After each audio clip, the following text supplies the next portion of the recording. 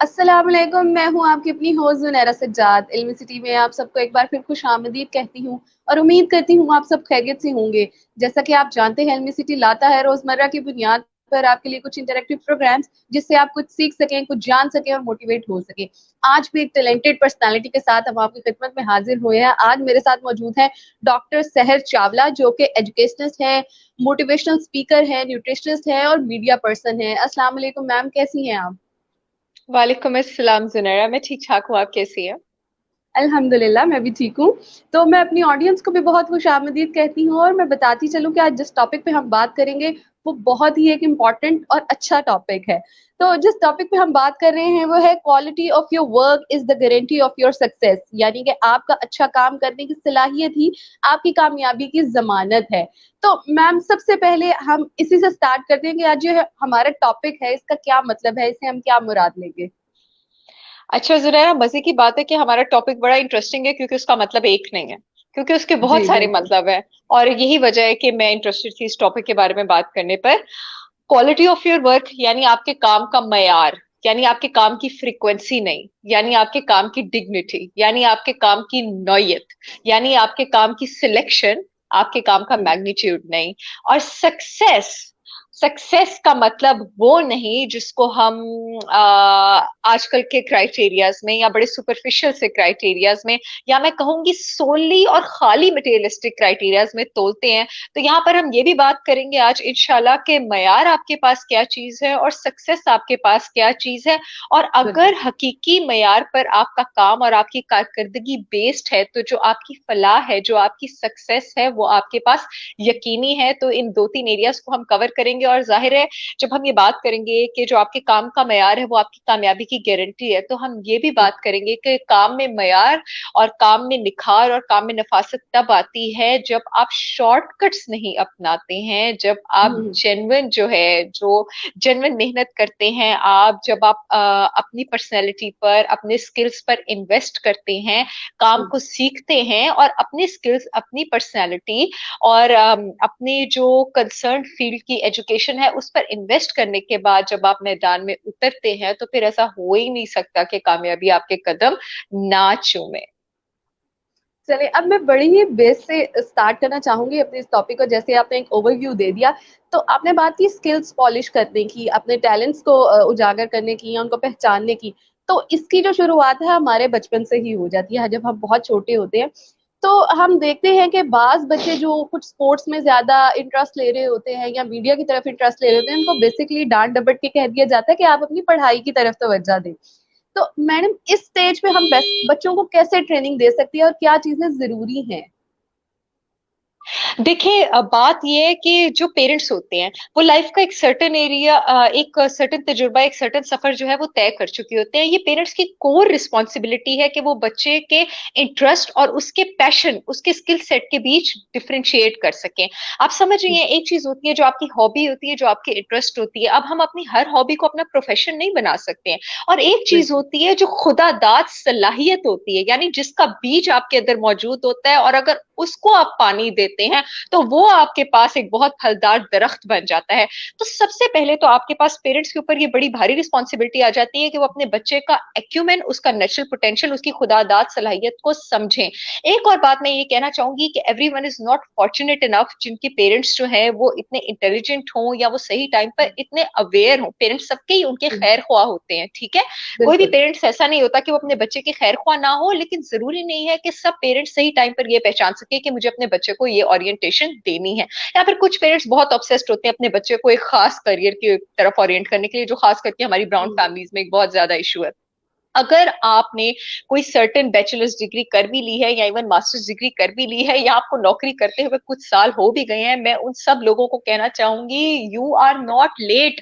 अगर आपने अपना स्किल सेट आइडेंटिफाई कर लिया है, अगर आपने आइडेंटिफाई कर लिया है कि आपका certain set of work menu जो इस वक्त आप फॉलो कर रहे हैं और वो आपको मेंटली और इमोशनली और स्पिरिचुअली और फिजिकली एग्जॉस्ट करे, क्योंकि आपको लग रहा है कि आप उस काम के लिए नहीं बने हैं, बल्कि दर हकीकत आप किसी और काम के लिए बने हैं, तो इट इज ओके, आप इस वक्त उस पर इन्वेस्ट करना शुरू कर सकते हैं। डिप्रेशन की बहुत बड़ी वजह और बहुत सारी लोगों की कोशिश करने से पहले क्विट करने की वजह, यानी अपने काम में मेयार डेवलप ना करने की वजह यह है कि उनको लगता है क्योंकि हमें 22-23 साल की उम्र तक समझ नहीं आई कि हमने बेसिकली ये करना चाहिए था, तो अब हम जिस चीज की डिग्री ले चुके हैं, जिस चीज की तालीम हासिल कर चुके हैं, या जो बिजनेस हमारे बाओ-अजदाद का चल रहा है, अब हम उसको ही करते रहे, उसकी वजह से वो सेल्फ एग्जॉस्शन का शिकार हो जाते हैं। और अल्टीमेटली बेसिकली देखें, अल्लाह ताला ने हर एक के अंदर एक डिफरेंट बीज प्लांट किया हुआ है, ठीक है।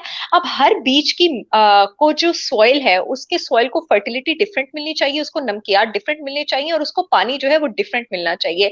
जिस चीज का बीज ही आपके अंदर नहीं है, जब आपको उसकी फर्टिलिटी मिलेगी और जब आपको उसका पानी मिलेगा, तो उसका दरख्त वैसे नहीं उगेगा। जब वो, यहाँ हो सकता है उगे ही ना, जब वो दरख्त उगेगा जिसका बीज आपके अंदर है, तो फल तो उसी दरख्त पे लगेंगे। ऐसा नहीं हो सकता कि अल्लाह ताला की तरफ से आपको लाइफ के अरसे में सिग्नल्स ना मिले कि बेसिकली आपका पर्पस, आपकी डायरेक्शन, आपकी ओरिएंटेशन क्या है। आप 50, 55, 60 साल की उम्र में भी अगर डिस्कवर करते हैं, अगर आपको अल्लाह ताला की तरफ से सिग्नल मिल जाता है, वो आपको हिट कर जाता है, तो यकीन करें वो सही टाइम है कि आप उस पर इन्वेस्ट करना शुरू कर दें। यहां से मैं बात से बात जुनेरा निकालना चाहूंगी, क्योंकि हम क्वालिटी ऑफ वर्क की बात करें, बात थोड़ा इस तरफ ओरिएंटेशन की तरफ भी चली गई। क्वालिटी ऑफ वर्क का मतलब ये है, अब फॉर एग्जाम्पल आपके अंदर कोई स्किल सेट है, आपके अंदर कोई खुदादाद सलाहियत है, ठीक है। देर इज, वो कहते हैं ना, रेपिटेशन, में एक बात अक्सर बहुत ज्यादा रिपीट करती हूँ, repetition is the mother of skill. No amount of talent beats hard work.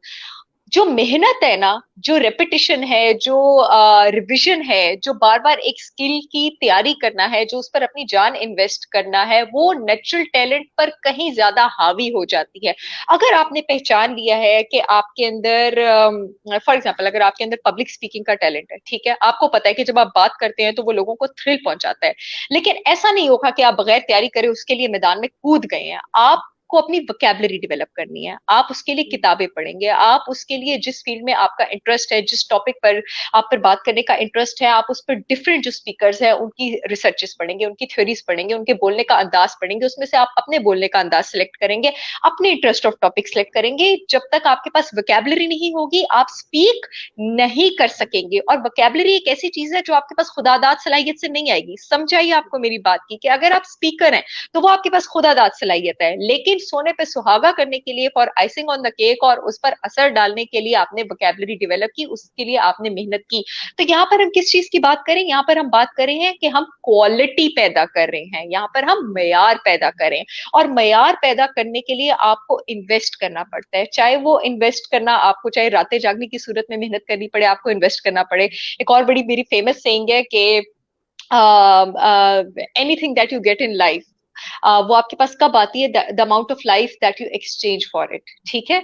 यानी आप अपनी जिंदगी का जितना हिस्सा, जितने मिनट, जितने घंटे, जितने दिन, जितने साल किसी हुनर को देते हैं, किसी स्किल को देते हैं, किसी मकसद की तकमील को देते हैं, उसके बदले, उसके अवज वो आपको मिलता है, वो आपको मुफ्त में नहीं मिलता है। तो आपको चाहे अपनी स्किल सीखने के लिए ट्रेनिंग लेनी पड़ी है, डिग्रीज करनी पड़ी है, डिफरेंट जगहों पे ट्रेवल करना पड़ा है, ताकि आपकी पर्सनैलिटी में वो चीजें जो है वो आप इंकलकेट कर सके। तो आप फाइनेंशियल इन्वेस्टमेंट भी करते हैं, ठीक है, आप इमोशनल इन्वेस्टमेंट भी करते हैं, आप अपने दिनों की भी कुर्बानी देते हैं, रातों की भी कुर्बानी देते हैं, रिक्रिएशन की भी कुर्बानी देते हैं, क्योंकि दाने को खाक में मिलना तो पड़ता है गुलो गुलजार होने के लिए, ठीक है। तो फिर आपकी चीज में जो निखार है, जो क्वालिटी है, वो इस्टेब्लिश होती है। और जिस तरह आपके काम में क्वालिटी और मेयार इस्टेब्लिश होता है, वो साथ साथ आपको एक और बहुत खूबसूरत चीज सिखाता जाता है, जो कि हमारे पास कामयाबी की जामिन है। किसी भी कामयाब बंदे को आप देखेंगी तो आप ये नहीं देखेंगे कि वो सब्र से महरूम होगा, वो सबर की सलाहियत से सरशार होता है, माला माल होता है, वो घबराता नहीं है। क्योंकि जिस टाइम जो जेन्युइनली कामयाब लोग हैं, मैं दौलतमंद लोगों की नहीं, मैं कामयाब लोगों की बात कर रही हूँ। एक और बात मैं यहाँ पर ये कहना चाहूंगी कि हर दौलतमंद इंसान कामयाब नहीं होता, ठीक है। और हो सकता है कि बहुत सारे कामयाब लोग दौलतमंद हों, वो हो सकते हैं, ठीक है, लेकिन हर दौलतमंद इंसान कामयाब नहीं होता। जो जेन्युइनली आप कामयाब लोग देखेंगी, आप उनमें सब्र देखेंगी, इसलिए देखेंगी क्योंकि उन्होंने शॉर्टकट्स नहीं लिए हैं। और जो लोग आपके पास सिक्वेंशियल रूट्स लेते हैं, जेन्युइन रूट्स लेते हैं, अपने काम का मेयार डेवलप करते हैं, उनमें ये सब्र की क्वालिटी आ जाती है। जब आपके काम में मेयार आ जाता है, when you develop quality, then you begin to market yourself, then you begin to sell yourself. आपका प्रोडक्ट कोई कब खरीदेगा? फॉर एग्जाम्पल, अगर मैं बात करती हूँ कि मेरे पास मार्केट में बहुत सारी ब्रांड्स के योगर्ट्स अवेलेबल हैं, बट कुछ ब्रांड्स हैं हमारे पास, ठीक है, जिनका आप वो कहते हैं ना, नाम ही काफी है, आप नाम सुनते ही बगैर सोचे उसको उठा लेंगे। क्यों उठाएंगे? बिकॉज उन्होंने अपनी क्वालिटी डेवलप की है, क्वालिटी के बाद उन्होंने अपनी मार्केट डेवलप की, और जब किसी एक दो बंदे ने उसको ट्राई कर लिया, तो उस बंदे ने ट्राई करके क्या किया, उस बंदे ने उस प्रोडक्ट को ट्राई करके उसका रेफरल दिया कि हाँ, इसकी क्रेडिबिलिटी है, ये ऑथेंटिक है। तो जो रेफरल होता है कामयाबी के प्रोसेस में, चाहे आप जिस भी फील्ड में, आपको रेफरल्स की जरूरत होती है, ठीक है। आपको इस बात की जरूरत होती है कि लोग आपके काम की जमानत दें, और आपके काम की जमानत तभी होती है जब आपने जेन्युइनली हुनर जो है वो सीखा होता है। फिर हम आगे बात करते हैं, अगर आप इजाजत दें, कामयाबी की। कामयाबी आपके बिल्कुल। पास क्या चीज होती है? कामयाबी आपके पास फाइनेंशियली अकम्पलिश्ड भी होना है, कामयाबी आपके पास सोशली अकम्पलिश्ड भी होना है, कामयाबी आपके पास स्पिरिचुअली अकम्पलिश्ड भी होना है, कामयाबी आपके पास इमोशनली अकम्पलिश्ड भी होना है, और कामयाबी आपके पास ये भी है कि आप अपने रिलेशनशिप्स, अपने रिश्तों में भी अकम्पलिश्ड हो। हमारे यहाँ पर अक्सर इस चीज को, इस कॉन्सेप्ट को बहुत ज्यादा वो कहते हैं ना कि सराहा जाता है, जिस चीज के मैं अगेंस्ट हूँ, कि जो लोग कामयाब है उनके पास फैमिली के लिए टाइम नहीं होता, या जो लोग कामयाब है उनके पास रिक्रिएशन के लिए टाइम नहीं होता, उनके पास वेकेशन के लिए टाइम नहीं होता। एब्सोल्यूट क्रॉस, एब्सोल्यूट बात गलत है। इसका they are disasters, they are absolute failures at life, sorry to say. अगर आप अपनी सैर व तफरी के लिए टाइम नहीं निकाल सक रहे हैं, ये रूह की गजा है। You need breaks, everyone need breaks. वो कहते हैं ना कि अगर आपने दूर तक जाना है तो आपको थोड़ा रेस्ट करके जाना है, वरना आप तेज तो जाएंगे लेकिन आप एग्जॉस्ट हो जाएंगे, फिर आपका टायर पंक्चर हो जाएगा। अगर आपके पास अपने रिश्तों के लिए टाइम नहीं है, अगर आपके पास अपने पेरेंट्स के लिए, सिबलिंग्स के लिए, अपने अहलो अयाल के लिए टाइम नहीं है, अपनी कम्युनिटी के लिए टाइम नहीं है, तो इसका मतलब है आप फेल हो गए। अगर आपके पास अपने जाती मकासद के बाद अपनी जात का हिस्सा बचा के अपनी सोसाइटी को कुछ देने के लिए टाइम नहीं है। देखिए, हम लोग, वी आर सोशल एनिमल्स, हम लोगों पर, हम सब इंसानों पर, हमारे साथ वाले इंसानों का हक बनता है कि हमने जो कुछ सीखा है, हमारे पास जितना कुछ इल्म है, चाहे वो जिस भी फील्ड से लेकर एसोसिएटेड है, हम उसको बांटे, हम उसको तकसीम करें, ताकि उससे किसी को फायदा हो। वैसे भी इल्म बांटने से बढ़ता है। अगर आप उससे, आपके पास अपनी सोसाइटी के लिए टाइम नहीं है, किसी भी किस्म की फलाह के लिए, जो आपकी कैपेसिटी, आपकी इस्तात में, उसके लिए टाइम नहीं है, तो आप कामयाब नहीं है। फैमिली के लिए टाइम नहीं है तो आप कामयाब नहीं है। आपके पास अपने और अपने खालकी हकीकी के साथ जो रिलेशनशिप डेवलप करना है, अपनी मेडिटेशन के लिए, स्पिरिचुअलिटी के लिए टाइम नहीं है, तो आप कामयाब नहीं है। अगर आपके पास अपनी सैर के लिए, अपनी रिलैक्सेशन के लिए टाइम नहीं है, तो आप कामयाब नहीं है। तो कामयाबी नाम है आपके पास बैलेंस का, कि आपने एक बहुत खूबसूरत बैलेंस, आपने एक बहुत खूबसूरत तवाज़ुन मेंटेन किया हुआ है अपने लाइफ के डिफरेंट हिस्सों में, ठीक। और डेफिनेटली ये सब कुछ करते हुए अगर आप अपनी जिंदगी की गाड़ी का पहिया फाइनेंशियली तौर पे भी अच्छी तरह से चला रहे हैं, अल्लाह ताला के अलावा आप किसी के आगे हाथ नहीं फैला रहे हैं, आप अपनी मेहनत का खा रहे हैं, हक हलाल का खा रहे हैं, और आपके रिश्ते भी आपसे खुश हैं, तो यकीन करें कि आप एक कामयाब इंसान हैं। बिल्कुल।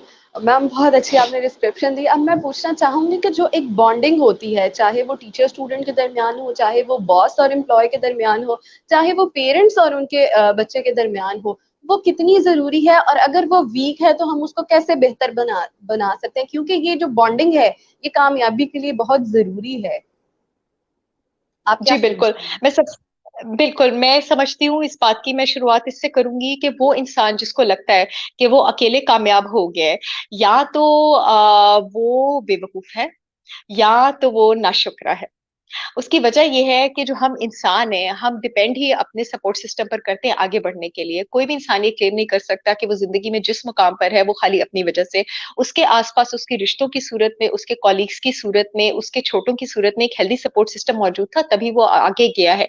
इस सपोर्ट सिस्टम की शुरुआत हमारी जिंदगी में मेंटोरशिप से होती है, और मेंटोरशिप हमारे वालिदैन की सूरत में, हमारी जिंदगी में वालिदैन सबसे पहले मेंटोर्स आते हैं, उसके बाद हमारी जिंदगी में हमारे असातिज़ा आते हैं। यहाँ पर मैं ये भी बात करती चलूं कि इस बॉन्डिंग की, इस रिश्ते की शुरुआत बड़ों को करनी पड़ती है। बड़ों को हर मकाम पर, हर स्टेज पर बड़ा बनना पड़ता है। छोटों की गलतियों को दरगुजर भी करना पड़ता है, छोटों को कम्युनिकेट करना भी सिखाना पड़ता है, और छोटों को बात करना भी सिखाना पड़ता है। बिकॉज ये बात भी बड़ी फेमस है कि आपके बच्चे जो हैं वो आपकी बातें कॉपी नहीं करेंगे, आपके बच्चे आपके एक्शंस कॉपी करेंगे। आप अपने आप को मुनज्जम रखेंगे, आप अपने आप को बच्चों के साथ ओपन रखेंगे, आप अपने बच्चों को इज्जत देंगे, ताजीम देंगे, आपके बच्चे भी आपको इज्जत देंगे और ताजीम देंगे। हमारे यहाँ पे जो कॉन्सेप्ट है ना कि खींच के रखना, काफी इसातिज़ा की तरफ से भी हमारे यहाँ पे ये कॉन्सेप्ट आता है कि स्टूडेंट्स के लिए एक्सेसिबल ना होना, वो अपनी डिग्निटी का या फिर अपने बड़े होने का सबूत देने की निशानी समझते हैं। तो मैं आपको इतना बता दूं कि आप एज अ टीचर फेल हो गए हैं अगर आप अपने स्टूडेंट के लिए एक्सेसिबल नहीं है। अगर आपका स्टूडेंट आपको अपने एकेडमिक या नॉन एकेडमिक प्रॉब्लम के लिए अप्रोच करते हुए आपके ऑफिस का दरवाजा खटखटाते हुए सोचता है, तो आपने अपनी डिग्निटी मेंटेन नहीं की है, आप ऐसा टीचर फेल हो गए हैं। जब आप बच्चों को एक्सेसिबल होंगे, और एक्सेसिबल होने के बड़े तरीके होते हैं, आप उनको मुंह से बता के एक्सेसिबल नहीं होते, ये आपकी बॉडी लैंग्वेज होती है, आपके चेहरे के तासुरात होते हैं। जब वो आपको सलाम करते हैं, आपके सलाम का जवाब देने का तरीका होता है। अपने स्टूडेंट्स की तरफ बाहें खोल के उनसे ओकेजन्स पे उनसे गले मिलना, उनको एहसास दिलाना कि आप उनको ओन करते हैं। इस तरह की बड़ी छोटी छोटी चीजें होती हैं जिससे आप उनको यकीन दिलाते हैं कि आप एक्सेसिबल हैं। और बच्चों की बातें सुनना, उनके जमाने के प्रॉब्लम्स को उनके नजरिए से देखने की कोशिश करना, नॉन जजमेंटल होना, जब आप इन सारे एरियाज में, याद रखें सबसे पहले बड़ों ने अपने आप को प्रूव करना होता है, जब आप इन एरियाज में अपने आप को प्रूव कर देते हैं तो ये बॉन्ड जो है खुद ब खुद डेवलप हो जाता है। तो पहल इसमें बड़ों ने करनी होती है, बच्चे तो बच्चे हैं, छोटे तो छोटे हैं। जी, बिल्कुल। अच्छा मैम, हम ये भी देखते हैं कि आप चूँकि ये पिछले दिनों ही कुछ रिज़ल्ट्स अनाउंस हुए, तो फेलियर का जो एक वो हम मैं कहूँगी कि गोश्त सवार हो जाता है, भूत सवार हो जाता है बच्चों के दिमागों पर, और वो खुदा ना ख़ास्ता ऐसी हरकत भी कर जाते हैं जो नहीं करनी चाहिए। तो क्या फेलियर का आ जाना ज़िंदगी का ख़त्म हो जाना है? अगर कोई फेलियर ज़िंदगी में आ जाता है, तो आप दोबारा कामयाब कैसे हों? कैसे दोबारा दें? चूँकि जब हम दुनिया की बड़ी शख्सियात को देखते हैं जो कामयाब गुजरी हैं, उनकी जिंदगियों में तो बहुत ज्यादा फेलियर्स आए। देखिए, फेलियर जो होता है, it is just a part of the journey. मैं तो हमेशा ये कहती हूँ कि फेलियर को आप कैसे डिफाइन करते हैं? फेलियर को आप डिफाइन करते हैं that you were trying to do something but you could not do something. Isn't it beautiful? अगली क्या है, बदसूरत क्या है, नागवार क्या है कि आप कुछ करने की कोशिश ही नहीं कर रहे थे। जब आप कुछ करने, जितने फेलियर्स आपकी जिंदगी की डायरी में लिख दिए गए हैं, यकीन करें मैं उन सब लोगों को कहना चाहती हूँ आप उतने ही बाकमाल इंसान है। क्या बात है, आपने एक चीज ट्राई की, नहीं हुई, उसके बाद आपने दूसरी चीज ट्राई की, उसके बाद आपने तीसरी चीज ट्राई की, और आप ट्राई करते ही चले गए। आपसे बड़ा कामयाब, आपसे बड़ा दिलेर और आपसे बड़ा शेर इंसान कोई भी नहीं है। जो इंसान जितनी बार फेल हुआ है, इसका मतलब है वो उतनी ही बार कुछ ना कुछ ट्राई कर रहा था। यकीन करें, दुनिया में एक ही इंसान है जो कभी फेल नहीं हुआ, और वो सबसे बड़ा लूजर है, क्योंकि इसका मतलब है वो कुछ ट्राई ही नहीं कर रहा था। क्योंकि ये इंसान के, ये मुमकिन ही नहीं है कि आप अपनी जिंदगी में कुछ ट्राई कर रहे थे और वो जिस चीज के लिए आप ट्राई कर रहे थे वो वर्थ अचीविंग था और वो आपने फर्स्ट गो में गेन कर लिया हो। ये पॉसिबल नहीं है। अगर वो वर्थ अचीविंग है तो उसके लिए आपको रास्ते में काफी बार फेल तो होना पड़ेगा और जिगर तो बड़ा करना पड़ेगा। तो आप जितनी बार फेल हुए हैं, मैं अपने बच्चे बच्चों को कहना चाहती हूँ, आप उतने ही दिलेर, उतने ही बहादुर और उतने ही साबित कदम इंसान है। ये बात आज मेरी ध्यान से सुन लीजिए, जिसकी डायरी में जितने फेलियर हैं, इसका मतलब है कि वो बहुत बहादुर है और उसको किसी भी किस्म की सो कॉल्ड दुनिया वालों की क्रिएट की गई सोशल एम्बेरसमेंट जो है वो नहीं रुक सकती। वो अपने असूल और अपने तरीके पे चलता है। अब ये रही कि दुनिया में जितने भी आपके पास कामयाब लोग हैं, इनकी बात, आप जितनी भी सक्सेस स्टोरीज निकालेंगे ना, जो बहुत एक्स्ट्रॉर्डनरी सक्सेस स्टोरीज है, आपको उसमें बड़ी एक्स्ट्रॉर्डनरी डिजास्टर्स पढ़ने को मिलेंगे। बंदे के रोंगटे खड़े हो जाएंगे, इसके साथ ये हुआ, फिर इसके साथ ये हुआ, फिर उसके साथ वो हुआ। उसकी रीजन ही यही है। एक्चुअली ये सब जो आप हादसे उन लोगों के साथ पढ़ते हैं, बहुत सारे लोगों के साथ होते हैं, लेकिन उनमें से वो लोग जो उन हादसों को सरवाइव कर गए, उन पर मेंटली तौर पर काबू कर गए, उन पर जो है वो हावी हो गए, और उसके बाद अपनी मर्जी की स्टोरी उन्होंने उसमें से एक्सट्रैक्ट कर ली, वो सारे जो जो लोग हैं वो आपके पास सारे कामयाब लोग हैं। इस वजह से आप जितने भी लोगों की सक्सेस स्टोरीज पढ़ते हैं, आपको उनमें बड़े बड़े डिजास्टर्स नजर आते हैं। डिजास्टर तो हर दूसरे बंदे के साथ होते हैं, उन लोगों ने डिजास्टर सस्टेन कर लिए थे। तो जब तक जो मंजिल आपके दिल में आपने अपने लिए बनाई है, जिस चीज का जज्बा, जिस चीज का जुनून अल्लाह ताला ने आपके दिल में डाल दिया हुआ है, आप उसको हासिल नहीं कर देते, यकीन कीजिए ये जो सारे फेलियर्स हैं, ये स्टेपिंग स्टोन्स हैं, ये आपको उसी की तरफ लेके जा रहे हैं। आपने सिर्फ अपने अल्लाह पे भरोसा रखना है और आपने लगे रहना है, और डायरी में एक के बाद दूसरा, दूसरे के बाद तीसरा डालते जाए, मंजिल मिल जाएगी। जी बिल्कुल, इंशाल्लाह। अच्छा मैम, अब ये बताएं, जो कॉन्सेप्ट है एक रोल मॉडल का, हर शख्स अपनी जिंदगी में एक आधा रोल मॉडल लेके चलता है और वो उस तरह का बनना चाहता है, तो सिलेक्टिंग ऑफ रोल मॉडल कैसी होनी चाहिए, क्या चीजें उसमें मद्देनजर रखनी चाहिए?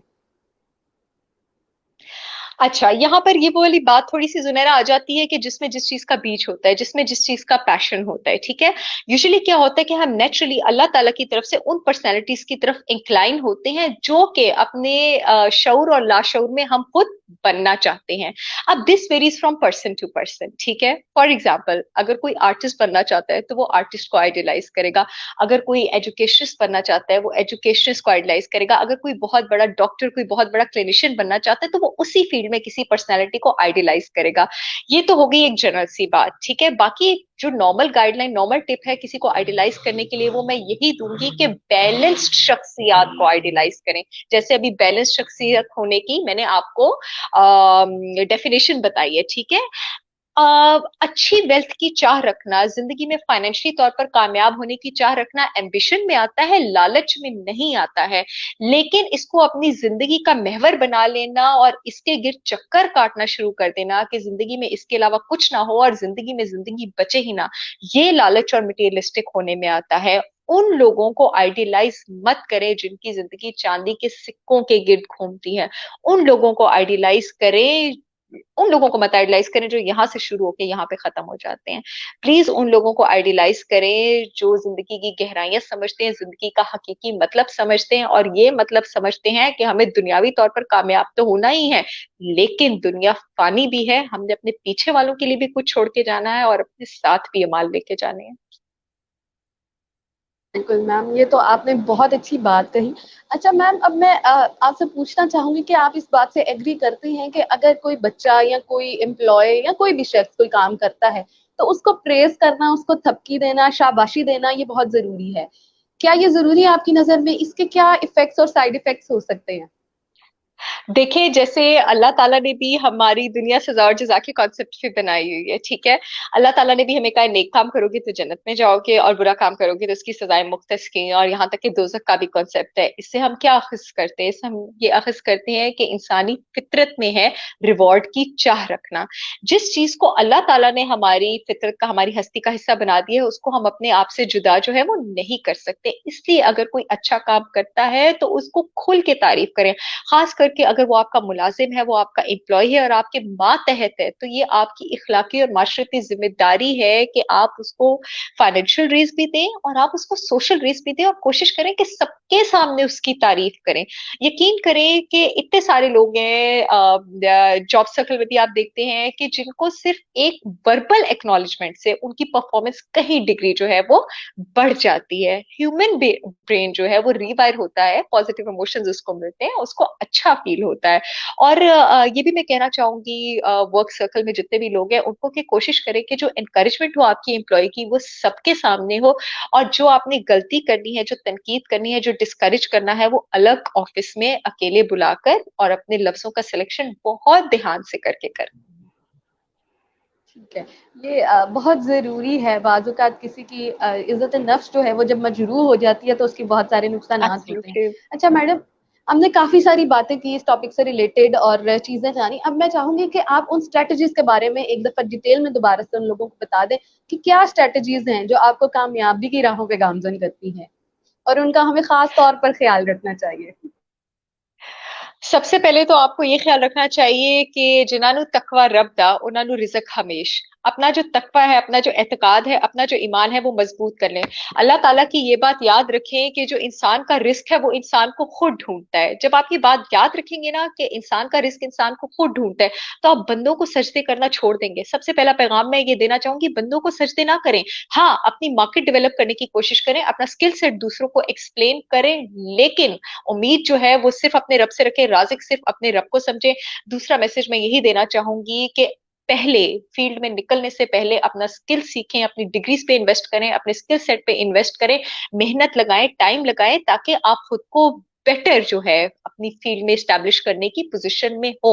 अगर आपने अपना एप्टीट्यूड डिस्कवर कर भी लिया और आपको लगता है कि आपकी फील्ड में इस वक्त मौजूद जितने भी लोग हैं आपका एप्टीट्यूड उनसे बेटर है, लेकिन जब तक आप उस पर मेहनत नहीं करेंगे, आप उसको निखारेंगे नहीं, तो आप उसमें फील्ड के अपने जो कंपेटिटर्स हैं उनका मुकाबला करने के काबिल नहीं होंगे। तो सब्र करना सीखे, बेसब्रे ना हो।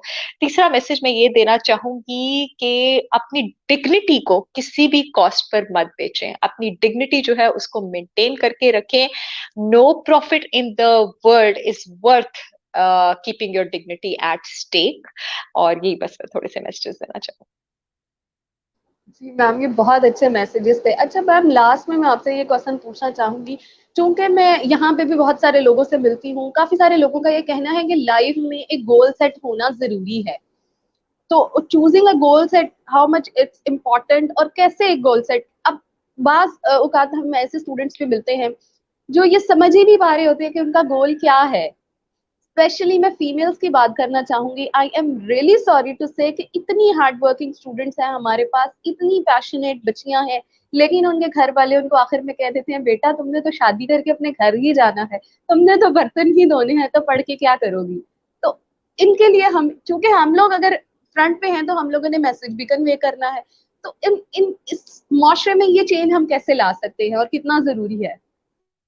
जी, शादी करके घर जाना बहुत खूबसूरत बात है और शादी करके अपने घर जाना भी चाहिए, लेकिन यहाँ पर फिर ही बैलेंस की आपके पास बात आ जाती है।